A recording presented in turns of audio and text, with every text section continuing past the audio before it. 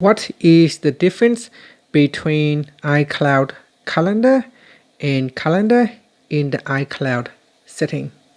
Now you can think of it as the difference between the service data and the app too.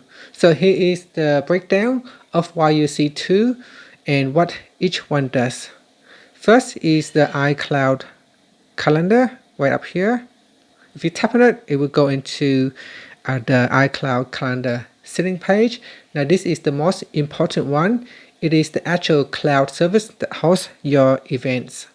So what it does, it makes sure that if you add an appointment on your iPhone, it instantly shows on your iPad, your Mac, or iCloud.com.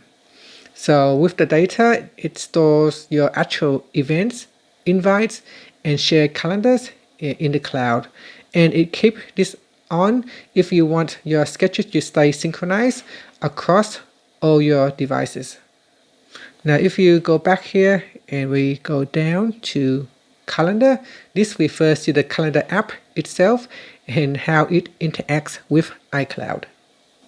This toggle usually controls the app's permission to use iCloud storage for its own settings or for backing up on my iPhone calendars that are stored only on your device and not sync across the cloud. So why is it here? Why is it separated?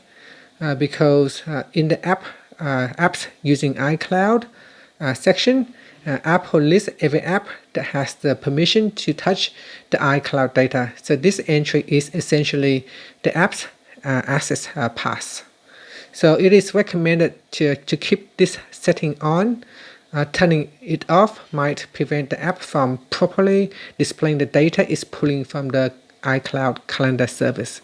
So if you want to use iCloud Calendar, make sure you turn on Calendar here and turn on iCloud Calendar up here as well.